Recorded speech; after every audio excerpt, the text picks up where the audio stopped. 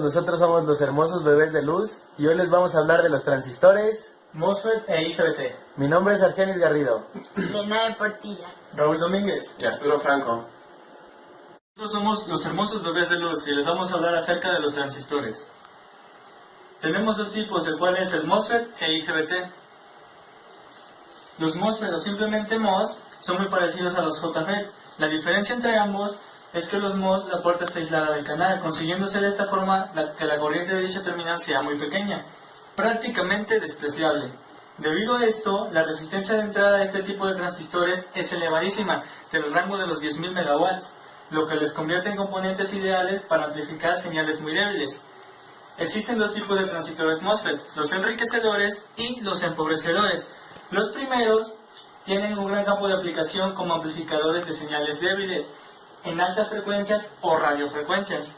Los segundos tienen una mayor aplicación en circuitos digitales y sobre todo en la construcción de circuitos integrados, debido a su pequeño consumo y el reducido espacio que estos ocupan. Está el MOSFET de empobrecimiento. Para que un transistor de efecto de campo funcione, no necesariamente se le debe de suministrar corriente a la terminal de la puerta o al radiador. Teniendo en cuenta esto, podemos aislar totalmente la estructura de la puerta del canal. Con este dispositivo se consigue eliminar prácticamente la corriente de fuga que aparecía en dicha terminal en los transistores JFET. En la siguiente figura vamos a poder apreciar la estructura de un MOSFET de canal N. A ver, Lena, ¿tú habías visto antes esta figura? No. ¿Y tú, Potts, ya lo habías visto? No. Bueno, en esta figura tenemos la zona de N y la zona del sustrato P. Tenemos la terminal del sustrato, la del surtidor, la de la puerta, la del drenador. Y aquí, como podemos ver, tenemos el símbolo de representación de este transistor. Este componente puede funcionar tanto en la forma de empobrecimiento como de enriquecimiento, como puede observarse en una figura que tenemos más adelante. La forma de trabajo de empobrecimiento se explica debido a los elementos de la fuente, que pueden circular desde el surtidor hasta hacia el drenador, a través del canal estrecho del material del semiconductor tipo N. Como se puede apreciar, tenemos una porción de área bastante amplia aquí, y en este pequeño pedazo se estrecha para continuar a otra porción de área más grande. La diferencia de potencial aplicada por la fuente mayor será la corriente. Como ocurría en el JFET, la tensión negativa aplicada a la puerta produce un estrechamiento en el canal, debido al empobrecimiento de portadores, lo que hace que se reduzca la corriente del drenador. Aquí en la imagen se aprecia claramente que el fenómeno de control se realiza a través del efecto del campo eléctrico, generado por la tensión de la puerta. Como podemos ver en la imagen, esta es del modo de empobrecimiento y esta es del modo de enriquecimiento. Como se aprecia, lo único que necesitamos es invertir la polaridad del voltaje, ya que todo está conectado exactamente igual, solamente que, digámoslo de cierta manera, inversamente.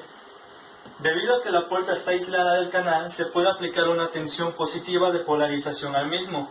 De esta manera se consigue hacer trabajar al MOSFET en enriquecimiento, que es lo que les comentaba en la imagen. La tensión positiva del radiador provoca un aumento o enriquecimiento de electrones libres o portadores en el canal, de tal forma que, al aumentar la tensión positiva del voltaje, aumenta también la corriente del drenador. Ahora un momento.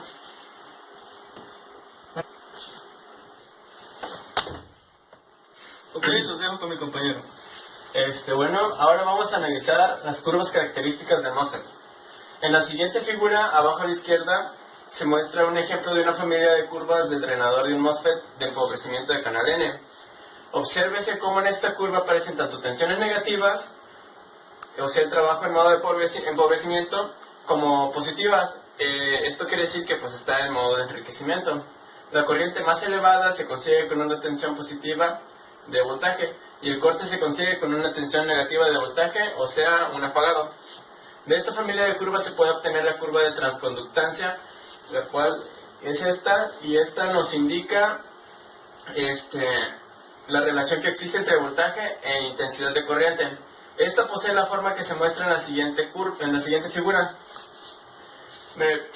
Pues para explicar esta figura podríamos decir que entre mayor sea la intensidad de voltaje, en esta figura podemos observar que entre mayor sea el voltaje, menor va a ser la corriente que pasa por el drenador del MOSFET. Y en esta se puede ver que mientras el voltaje sea negativo o sea apagado, el MOSFET va a estar en modo de empobrecimiento, y cuando el voltaje empieza a elevarse, al igual que la corriente, el MOSFET va a entrar en modo de enriquecimiento. Aquí tenemos la ecuación que rige el comportamiento del MOSFET. Según se puede apreciar en la curva de transconductancia de un MOSFET, este tipo de transistor es muy fácil de polarizar, ya que se puede escoger el punto que corresponde a que cuando el voltaje en la puerta es 0 y la corriente se mantiene, este queda polarizado y siempre queda en conducción o normalmente encendido. Bueno, en esta imagen tenemos los símbolos del MOSFET, en el cual podemos ver cuando es de canal N, o sea, la punta hacia adentro, con 4 terminales disponibles. El terminal de sustrato está libre en algunos casos para dar al transistor mayor control sobre la corriente del drenador. En esta parte el sustrato es de enriquecimiento y está representado en el canal N. En el canal P, y en la última, que es la C, la entrada de corriente es inversa a la del canal B. Ahora vamos a ver el tipo de enriquecimiento, pero esperen un momento. ¿Comienza? Tipo de enriquecimiento. En este tipo de MOSFET se diseña de tal manera que solo admita la forma de trabajo en modo enriquecimiento. La aplicación fundamental de este transistor se realiza en circuitos digitales, microprocesadores y otros. En la siguiente figura, se muestra un ejemplo de las curvas del drenador. Como podemos apreciar, tenemos la corriente y el voltaje. En cuanto mayor sea la corriente, menor va a ser el voltaje, y viceversa. Esto es porque está configurado en modo de drenador. Aquí tenemos 3 volts, 4 volts, 5 volts, 6 volts, y las corrientes representadas en miliamperios. Como podemos ver, en cuanto mayor sea la corriente, el voltaje va a ir disminuyendo. Esto para que se drene menor voltaje.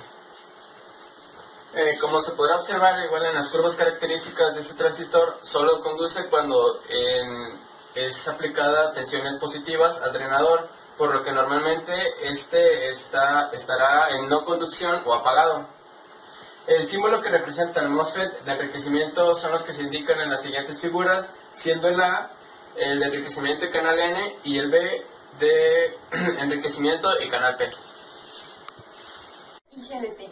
Los IGBT, por sus siglas en inglés Insulated Gate Bipolar Transistor, constituyen desde el punto de vista de su empleo un híbrido entre los transistores bipolares y los transistores MOSFET, para así aprovechar tanto la sencillez de ataque de los últimos como la capacidad para conducir altas corrientes y bajas resistencias en conducción de los primeros.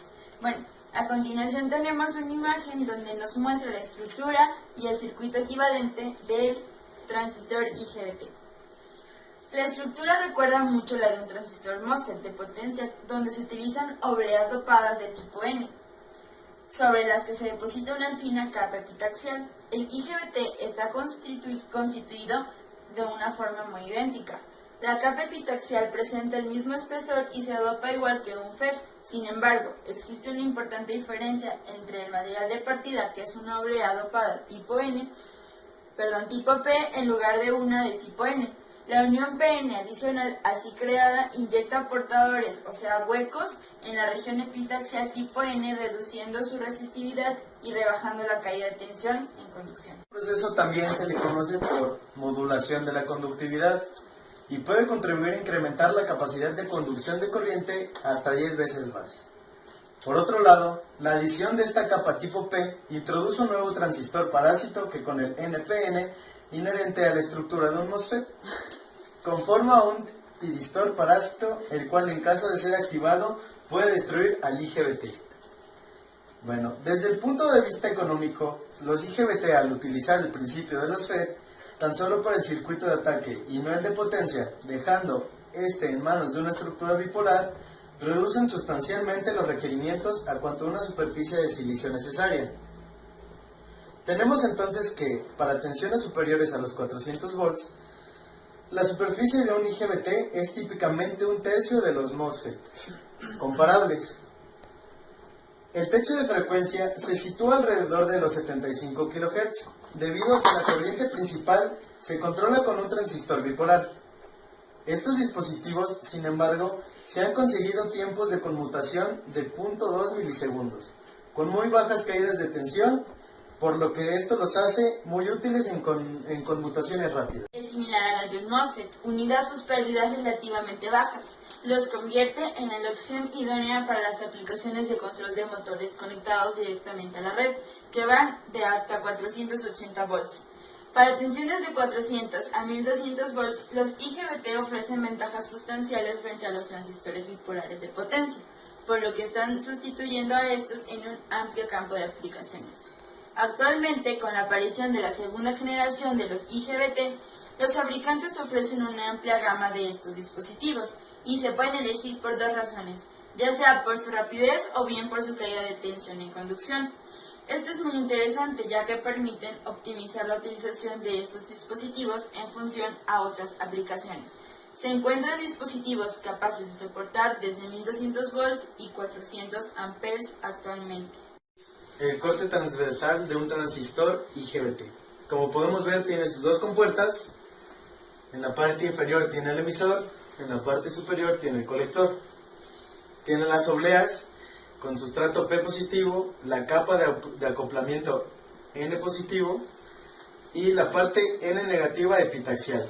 Y en esta parte podemos observar el tiristor parásito. Tenemos el circuito equivalente. Aquí tenemos la terminal de la puerta gate, donde se encuentra constituida por capas NPN. La terminal del colector está constituida por capas PNP. Y tenemos la resistencia del bloque emisor. Y ahí sale la terminal del emisor. Y aquí tenemos la resistencia modulada, circuito simplificado, donde se muestra la terminal de la puerta gate, la resistencia modulada, el colector que sigue siendo formado por PNP y la resistencia del bloque emisor y asimismo la salida del emisor. Pues con esto concluimos nuestra exposición acerca de los transistores. Eso es todo, amigos.